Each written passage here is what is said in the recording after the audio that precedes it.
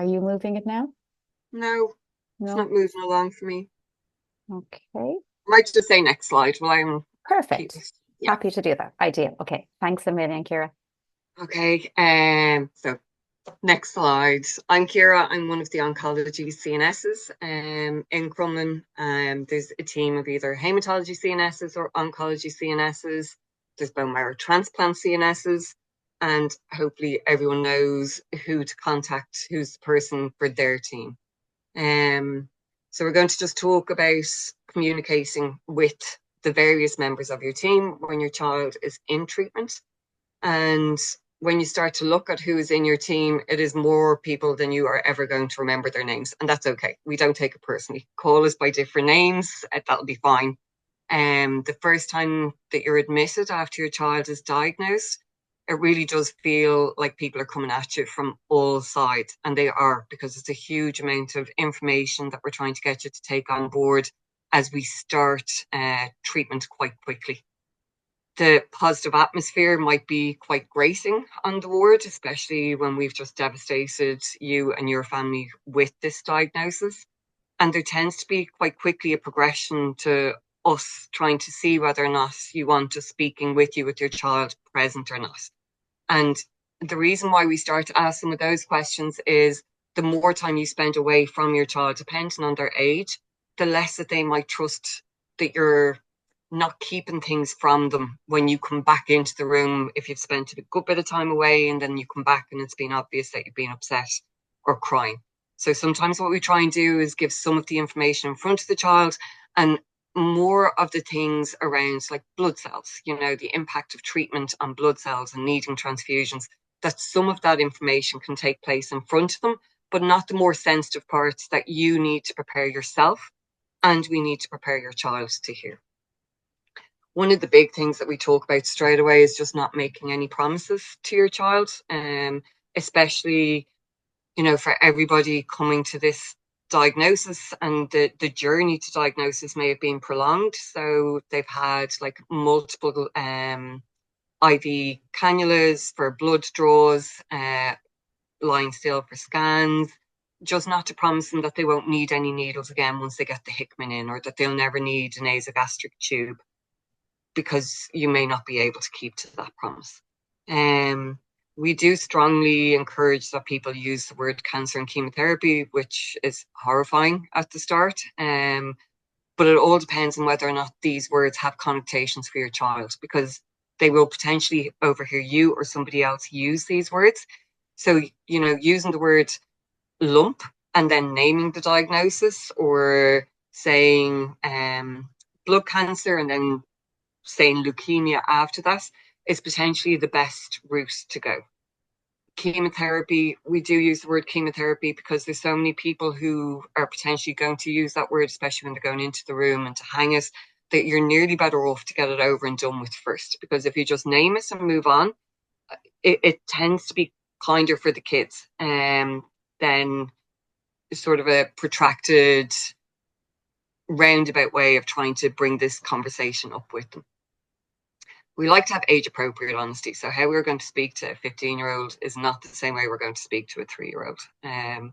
And we use play very much for the younger children, and psychology are also really helpful as well preparation. Social workers, they have books that they can provide for helping siblings, helping you to discuss it with siblings. And we're available as well. It's an awful lot that we expect parents to take on. So talk to us about, what help you might need. Is this something you want to take on, or do you want to bring them in and have the team talk to the siblings? One of the big things that I would really advise people to do from the very start is accept support from home. And that support can be very practical support. So things like batch cooking, there's nutritious meals available for you at home in the freezer, or giving them a bag of washing to do. That's one less thing that you need to think about.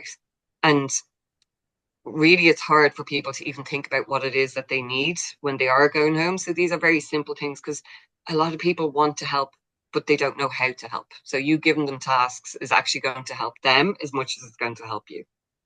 Next slide.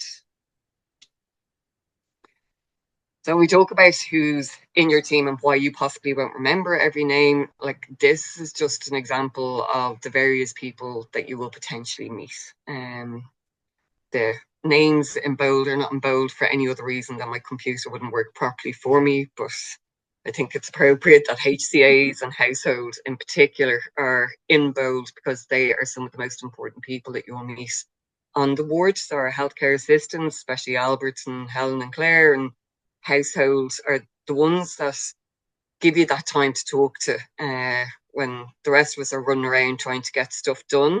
They're the ones that are spending time listening to you, and they're so good at flagging what are your concerns at times. Next slide. So when we think about the diagnosis, hearing that your child has cancer is a very abnormal thing to ever hear, and not something that you think is wrong with your child when you first go to the GP or go to ED. So when you get that diagnosis and suddenly we're trying to talk to you about a protocol and chemotherapy and getting a line in and staging and more tests and more scans, all you can hear is cancer in your head repeatedly over and over again. And the rest of what we're saying is oftentimes just noise, and we know that. But with childhood cancer, there is no time to wait. So we do tend to start treatment very quickly. So we go from giving you the diagnosis, getting all the information we can about it, and straight into then the treatment and the treatment related side effects. We don't really give you time to process it because we need to get started. And we throw this information at you about what is, a likely immediate side effect and then long-term side effects. And then we push the consent in front of you and ask you to sign it. And then we start educating, and still all you can hear in your head is cancer. Then we look for you to meet the social worker, and the social worker is someone who's really important that you do meet on that first admission, because they can help with all the practical things. You do need to get started for the medical card, the financial supports that will be available, because it is an expensive time and it's not something that people like to talk about. But quite quickly it becomes apparent the impact, the financial impact and burden of this diagnosis on your life, because the rest of your life doesn't stop in terms of mortgages and bills that are coming in. So your social worker is somebody to meet, but that can be a quick meeting and then you can link in with them again afterwards. The pharmacist is a really important person to give time to meet, because they go through the medications. So the medications that your child will definitely need to have, and then the ones that are just in case medications at home. And then we come in, the CNSs, and we're all about what's going to keep you safe at home. So on about the temperatures, the Hickman, the blood cells. We give you so much information, but really what's important for keeping you safe at home is the temperatures and the Hickman. The blood cells, various different side effects. You don't need to remember all of them. All of those things are in your book. All we need you to have a good grasp on to be safe at home is your temperature guidelines and the Hickman. And parental concern is enough to bring your child to the hospital for a review. It doesn't need to be a symptom that we have spoken about. It doesn't need to be a symptom that is in the passport or the list of potential side effects that we give you. If you're worried, you bring your child in for a review, and then we send you home. And that is a very, very overwhelming experience, because if we have two parents side by side and we're given the education, how each individual takes in information can be really different. So when you're going home, we ring you the following day, unless it's a Friday, and then we'll ring you on the Monday. But we can go through all of the education over the phone when we ring, because all we want is for you to feel safe and confident and competent in your care at home. So never feel embarrassed about having to re-ask something that we've been through. We've done it. When we started on the ward, this isn't information that we took in one go. This is stuff that we learned as we spent more time with staff training us on the ward. So it is exactly the same situation for parents. And I think people put themselves under huge pressure to remember everything that's been said, and that is not the expectation from us, and that's not what's going to keep your child safe at home. You being able to point to a concern is what keeps your child safe. Next slide. You learn a completely new vocabulary once you come into St. John's ward. At the centre of it all is the chemotherapy and what that's going to do. But things like, your cultures, GCSF, mucositis, and these words will seem alien on your first admission. And by your second and your third, you're using them as much as we are. And actually, this can be something that can make time at home seem little bit lonely. Because although, some people will have friends and family checking in to see how they are, you can be disappointed in the support that you get from your community. And that is natural to feel that way because you're using a different language and it's a concept that they can't really get their head around because it's so alien. And that's where you come back to us. Anything that you want to talk about, we're here to be able to answer any of your queries. Next slide. So how to process it. It's a sort of ironic title to this slide because we don't actually give you the opportunity to process this in any sort of meaningful way. This is a really devastating diagnosis to you as a parent, and you're concerned for your child, but we need you to keep on going and to remain as whole as you possibly can. We change your role to parent / nurse / carer, and this involves huge loss of parental control. You're so used to making every decision in relation to your child, and every part of your being is about protecting your child, making sure that they don't suffer, making life as easy as possible for them. And you can't do this in this situation because you may have to hold them to have nasogastric tube inserted or hold them to have peripheral blood cultures taken. And that's really upsetting. And we do acknowledge it, but we can't acknowledge it in any meaningful way because we know that this is important in terms of keeping your child safe and being able to progress with their treatment. The treatment starts so quickly after you've just been given this information, and we know that that's really overwhelming. So we will accept you telling us to give you space. We will try and move at your pace. That said, when you're going home, we can prioritize what it is that keeps you safe at home. But we will need to push it a little bit about taking certain aspects of information in. And the education part, again, it can be repeated multiple times. You can come into the day unit to meet us. You don't need to take it all on, and just to try and not put yourselves under pressure, that's our expectation, because it's not. Next slide. So then looking at the navigation, because it can be really difficult to go from the ward where you're not expected to think about things. The medications arrive when they're meant to arrive and they're given to your child. You have the nurses looking out to make sure that they have enough drink in, that their poo looks okay. And then suddenly we send you home and you become the person to look after all of this. So trying to navigate who's the right person to contact and when they should be contacted very much depends on what that issue is. If your child is unwell, it's always going to be St. John's ward or the day unit or your shared care centre or Ciara Kennedy or acute oncology CNS. So for the day unit from Ciara Kennedy, that's Monday to Friday, working hours. And then anything outside of that, it'll be St. John's ward or your shared care centre. For any medication concerns, so this could be, your child vomited immediately after taking their medication, or you've double dosed their medication, ring St. John's ward or the day unit for advice. And then for any repeat prescriptions, you go to your GP, because we will give you a script, it'll say 6 months on it, but your pharmacy can only dispense 1 month. And outside of that, then you need to go back to your GP and they will repeat that script for your medical card to make sure you get the 6 months worth. If you're unsure about the treatment or protocol, if it's oncology, ring your CNS. We're the ones that will go through that with you. If it's hematology, you contact the research nurse if your child is on altogether protocol. And outside of the altogether protocol for hematology, it's going to be the hematology CNSs. And it depends. If it's a quick question, then obviously we'll answer that in a phone call. But if it is more about, if it's lengthier than that, it's better to meet in person and go through it than it is over the phone. Because we can give the paperwork and talk you through it and make notes on it. For any of the oncology children, then scan results will always be given by your consultant during acute treatment.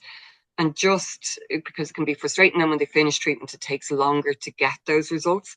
And that's because with each subsequent scan that your child has, there's a comparison made with the previous scan. So every time they have a scan, it takes longer to report on that because they're trying to compare what has been done previously with what's done now. And you can imagine as you go through treatment, when you then have 10 scans that they're looking to compare back to, all of that takes much longer. Any letters for school or health insurance. So we have one of the best medical secretaries in the country, and that's Joan Joyce. And that's her number there, which she said to share.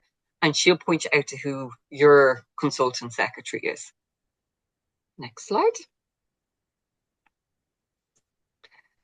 So if you're coming for inpatient treatment, I think this is something that causes a huge amount of stress because, you know, we give you that schedule of treatment and you have it in paper and you're trying to figure out when your child needs to come back. Treatment delays happen, and those treatment delays can either be because your child's body isn't ready, and we do allow for treatment delays. So just because, let's say, you've had your week 1 and then you're due back in on week 3 and you know that's 21 days later. If you don't get in on the 21 days, that isn't going to have a negative impact on your child. There is room within protocols that allows for treatment delays for count recovery, and the same thing can happen then with bed delays. So if you're coming for inpatient treatment, you ring the bed manager on the ward, or the ward if Karen isn't in, after 10:30. And the reason why it has to be after 10:30 is oncology team do a round at 9:15, and then the hematology team go in then afterwards, and they will discuss everybody who's due for admission, and they will look at what the available beds are, and then Karen will start contacting parents to say who's due in. If you ring before 10:30, that decision isn't going to be made. For the day unit, if the day unit give you an appointment time, it's important that you stick to it. If you're coming for theatre, then you're going to be going early, or if your child is going to theatre, they'll be coming in early. And we always prioritise the kids who are going to theatre because they're coming in and they're fasting, and we only have anaesthetist for a certain length of time in our theatre. So they're the kids that always go first. So it doesn't matter if you come in at 9 o'clock, where your child is for chemotherapy and you're given an appointment time at 11, you're actually going to be waiting until the theatre list is finished. For carers allowance, the medical card, any of the charity referrals, or if you're struggling financially, you're going to contact your social worker. Now, this is not their only function, and there's somebody who will be really important in terms of how they support parents. And the reason why I think social workers are so important to you is because they're non-medical, even though it's medical social worker. They have no idea what the protocol is. They are separate to the treatment that your child is going through. So they're very much there for you to be able to talk about how you are doing, how you are coping. And that's not just psychological coping. It means social coping, how siblings are doing. They're interested in how life is for you with this diagnosis. So there's somebody that I would highly encourage you to link in. For accommodation in a hotel, the first time that you look for accommodation, that'll be set up by either the CNS or the ward or your social worker. And it's Linda in Avine's pink tie who does it. And then you'll have her mobile number after the first time. And for each subsequent treatment, then you will just book in with Linda, just to give her as much notice as possible. And she does understand, like Linda is a parent of someone who had treatment themselves a long time ago because I was her nurse. But she understands what can happen in terms of blood counts or beds not being available. So if you give her as much time as possible to book in, but also if things change, just to let her know. Or if you've been on the waiting list for Ronald McDonald and then you get in, just to let Linda know so she can cancel the hotel. Taxi vouchers, we used to have them. It would be easier to get one of my kidneys at the moment than it is to try and get a taxi voucher. The Irish Cancer Society, though, do offer driver support, but they need a minimum of 3 days notice to set that up for you, and it's only in certain regions. So if you're Dublin and Wicklow and Kildare in particular, you'll be able to get an ICS driver who will bring you to the hospital, drop your child off for treatment, and then they will collect you again to bring you home. But if you're really stuck with the taxi voucher, just let anybody on the day unit or the ward know, and we can go through nurse and admin to get it. But just to know, it's not as easy as it was. And if we are sometimes short in our communication, just to know that's on us. So it's not you. I would ask for a 3-strike rule for us. Sometimes we might have gone through something stressful on the ward, and we might be quicker than usual with you on the phone. That's not on you, that's on us. And sometimes you can spring us back by just saying, sorry, is everything okay? And then we might remember ourselves a little bit. But that's not on you. So feel free to call us out on that if that does happen. Next slide. If you're already involved with the dietitian and occupational therapist, psychologists, and the physiotherapy team, hopefully they'll have given you their contact details. If not, ask for them, because if you're trying to ask somebody on the day unit or the ward or ourselves about meeting anyone from the other HS health and social care professional team, we don't know their availability. So we can promise you something, but then that's not delivered, which is frustrating for you, but it's also frustrating for them, because if they knew you were looking for them, then they can organise it better. So if you don't have their contact details, it would be good to get them the next time that you're in for treatment. Some of our children are involved with other services within the hospital, so especially endocrine, orthopedics, or neurology, especially I know for some of my oncology patients. It can be really difficult to get a quick answer out of them. We also can't get a quick answer out of them, and their services are set up differently. Most services aren't as available as the hematology oncology service, and that's because we only have your kids. So we don't deal with any other diagnosis other than a malignant diagnosis. So our service does tend to be all encompassing, and we're trying to make it easy for you to be able to navigate and to get through. All of the other services, so endocrine, orthopedics, neurology, cardiology, they have a much bigger service. So it might be a case that you ring neurology CNS, and I think it's only like a Monday, Wednesday, Friday they answer the phone, and their voicemail will say that. But it's because the service is too huge to be as available as we are. If you can, try and get an email out of them. I find emails work really well with people, because even if you can't talk to them, you can flag that you're looking for contact, and you'll be able to tell them what's going on. So then they can triage quite quickly, how quickly they need to come back to you. If you cannot attend any appointments, it's better if you contact that area directly. So things like scans or the day unit or the hearing test, audiology or ophthalmology to check their eyes, or clinic appointments to go and see your consultant.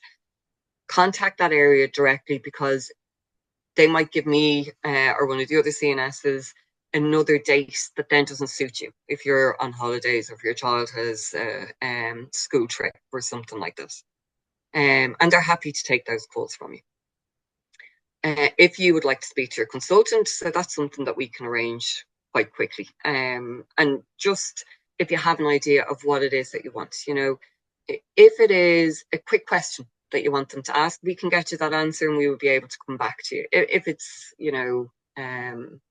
something like, we want to go on holidays, can we have our treatment delayed by a week? We can answer that. If it is something more about how do they think treatment is progressing, or what are their concerns, or you want to discuss the burden of treatment on your child and side effects, that would be outside of my expertise. So in that case, think about whether or not you want your consultant to give you a call, or if you'd like to meet them in person, because we can arrange for you to go to clinic and meet your consultant. just because you're not due to see them for another 3 months, that doesn't mean you can't speak to them in between. For quick queries, then obviously you can use an email. Oncology, we have a shared oncology CNS email, which is handy to use because you know that somebody, whoever's on the day, is going to be picking up your email.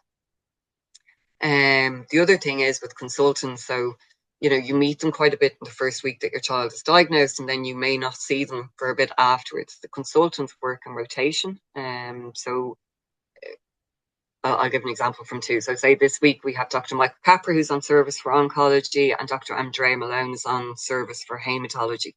And they will meet all of the other consultants, patients who are inpatients on the ward. If your child has come to the day unit and there's a query, we will bring that to him as the consultant on service. Sorry, I keep on going to oncology. But we'll bring oncology patients to Michael and hematology patients to Andrea. And depending on when you're coming in with your child, it may seem like you keep on missing your consultant because they may not be on service when your child is in for treatment. If you want to see them, they will see you in between. So just to always ask. For any prescriptions, just if you can try and ask for a repeat prescription when you're in, because the non-hospital consultant doctors, the NCHDs, the doctors you'll meet on the day unit or on the ward, when they're filling out the prescription, they may have questions for you. So it's easier if you just do it in person. Next slide. So second opinions and alternative treatment. If you'd like a second opinion, and some people's health cover offer a second opinion as standard, just ask. Nobody is going to be offended by this. And even your consultant might be able to answer, where they would advise you to go, what centres they would advise you ask second opinions of. If you'd like to explore alternative treatment abroad, that can also be discussed with your consultant. And they will be honest about what they know to be a reputable centre versus the ones that they don't have a huge amount of information on. The problem is, if you're looking for that treatment abroad, that's not recommended by Crumlin, they're not going to be able to refer you for that. They can give you their letter, so a summary of the treatment to date, a summary of your child's histology, a summary of your child's diagnosis. But unfortunately, they won't be able to refer for anything that's not standard or proven care. And where there is proven care that we can provide here in Ireland, then a referral does go from here and it will be paid for by the state. So one of the examples of that is a type of radiotherapy called proton beam therapy. We don't have a centre in Ireland, but we do refer kids directly for it over to in Manchester or Essen in Germany. Another thing about alternative treatments or supplements, some people like to use supplements just to make sure you check with the pharmacist what it is that you're using, because there may be some drug interactions. And depending on what your child is on, if they're on oral chemotherapy or anti-seizure medications, some of the alternative therapies or supplements may interact negatively with those drugs. So they may either enhance the uptake of the drug, or they may decrease the uptake of the drug. So it's just really careful. You need to be really careful about it. If you need scans to be sent to other centres, the medical secretaries help with that. Next slide. So issues and concerns and complaints. So if you have any care concerns, just to speak to the shift leader on the day if you can, because then it's fresh for everyone. The shift leader is able to go back to whoever it is that might be involved in the episode of care that you have concerns with. And we do use a system called NIMS, which is National Incident Management System, for reporting any risks to any of our patients or staff. And then so we fill in Insta report form. This goes to our manager, Teresa, who some of you might know. And every Wednesday we sit down. So whatever consultants are on service, ward managers, CNSs, staff nurses, pharmacy, and we will discuss all of the different incident reports that have come in the previous week.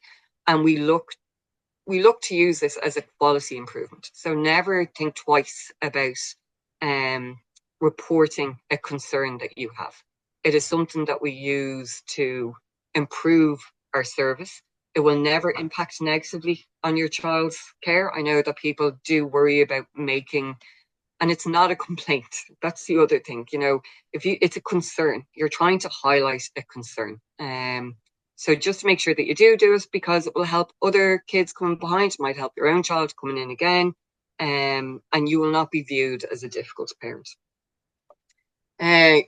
Us, as your clinical nurse specialists, we're always available to listen to any of your concerns. However, personality clashes do happen. So if your CNS is the issue, your comfort is paramount. You having faith in our ability to guide you through your child's treatment is really important. So you need to make sure that you advocate for yourself. So if I'm the problem, and you just don't find that I'm available or that my knowledge is great, you can highlight that to either the consultant. I find the social worker is really good to be able to soundboard that off, because they can help you navigate it. Or one of the other CNSs. If you've built a better relationship with one of the other CNSs, feel free to say, I just, no offense, I don't really gel with Ciara, is there anything that we can do about this? And it will always be handled sensitively. So just bear that in mind. We don't take it personally. For any issues with your shared care hospital, so we did have a shared care manager who has retired, but our new shared care manager is starting in post in the next week. So at the moment, if you have any issues over your shared care, just to report it to your CNS or the ward or the day unit, and we will deal with it from there. To make a complaint or to share a concern, you can also contact the Patient Feedback and Support Service. I couldn't link their number because it's a feedback form that you fill in. So if you Google it, then you can fill in a contact form. So you briefly outline what your concern is. They aim to respond to you within 30 days, and they're separate to the healthcare professionals. They're nothing to do with us. I don't know who they are, but they will collate the information. They will investigate what your complaint or concern is, and then they will feedback directly to you. And just remember, you're who's important in all of this. It's not about anybody else's feelings or ego. You need to feel comfortable and confident in your child's care. Next slide. And I know we're talking about, inpatient communication, but end of treatment can come quite quickly and can come as a bit of a shock, because you've had this 24/7 access to Crumlin or to your shared care centre. And then we're talking about end of treatment and going back to your GP. So just to give you a heads up and a bit of warning, when treatment finishes, you continue to bring your child to the day unit until the Hickman or the port is removed, and then for a further 3 months post-treatment. And then after this time, we will advise you to go to your GP or ED with concerns. And this is a really nervous time, because you don't go back to normal. You have a new normal, where no swollen wrist, swollen ankle, bruise will ever be treated with the same innocence that you had previously as a parent. So you can ring us, absolutely ring us, but don't be surprised if we tell you to go back to your GP, and we will talk you through it. Times around scans is, parents call it scanxiety, and it's something that has even made it into the literature now, because it's a very real phenomenon. And I think that's always going to be a nervous time for you. But the hope is that the further away you get from us and scans, the less anxious it's going to be. It's always going to be difficult. Medical secretaries will become your new best friends, because they help you navigate things with the consultants. You do need to do self-referral for external supports like Childhood Cancer Ireland, and they run really fantastic programs for parents, which help you with the pathways that are available to you. Again, changing appointments up in the Hoops Clinic, you will contact them directly. Barrettstown is a really brilliant place for a lot of our families.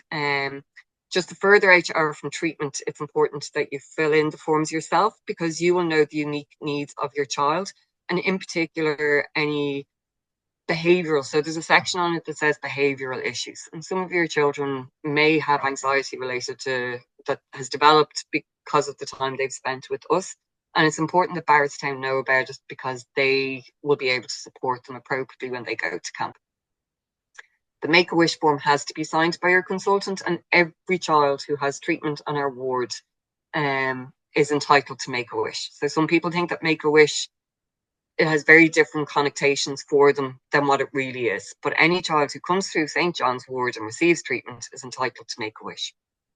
And just remember, you can still contact us no matter how far out you get from treatment. I get phone calls from people who are 5 or 6 years out who just ring because they have a sudden concern.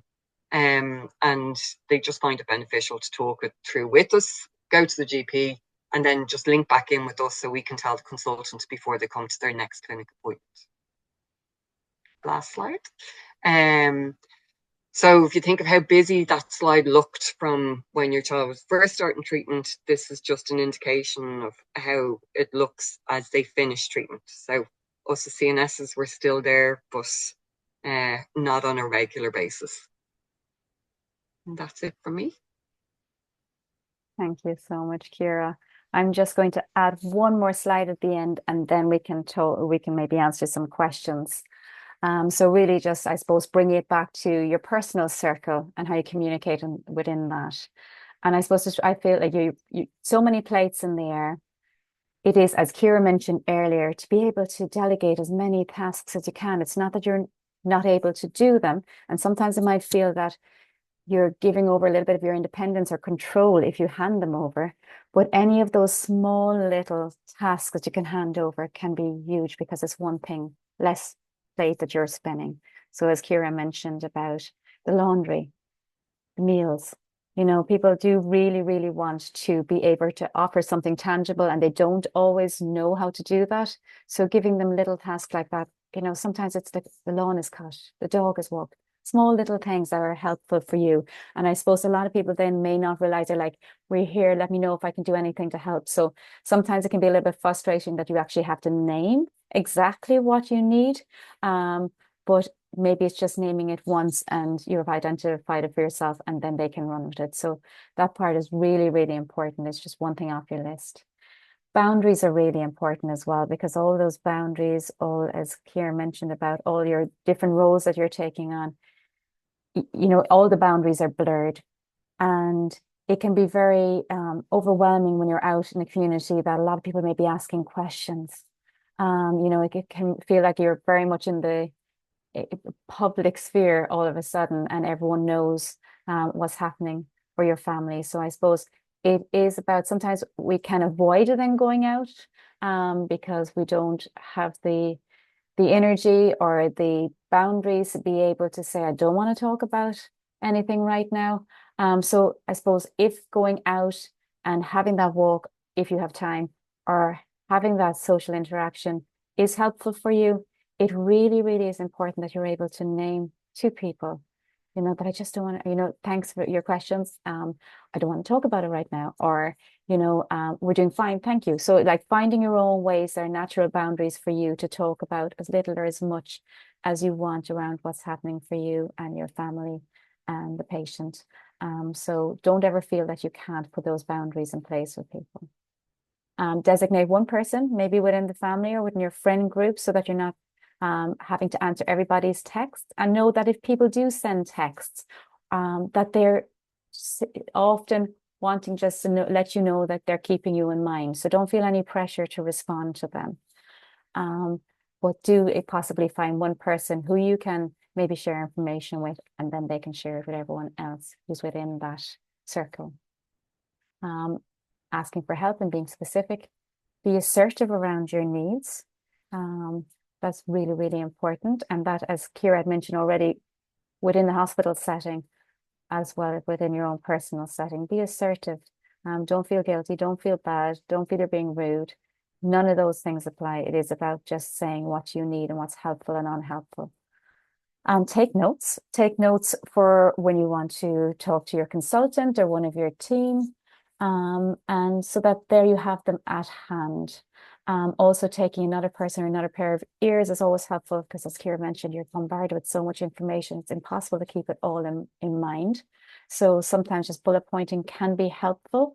And also, as Ciara mentioned, ask again and again and again and again. There's no silly questions. And, we take in information everyone takes it in a different pace, and it's also impacted by the speed of it coming in, the new language, our anxiety levels, our tiredness levels. So all those things impacted. So do take notes and do then ask questions again and again and again. And stay connected if possible, with other people, of whether it's those social interactions or making sure it's a person that is helpful to connect with. Don't feel you have to connect with everybody, or if you're feeling for yourself, and this is around natural boundaries as well, that some, of your lovely people in your personal circle are needing more from you than you can give, and they're just not the right person to have that cup of coffee or that chat with. It is okay to put those natural boundaries in place and lean towards the people that are most helpful for you right now. So knowing what's right for you.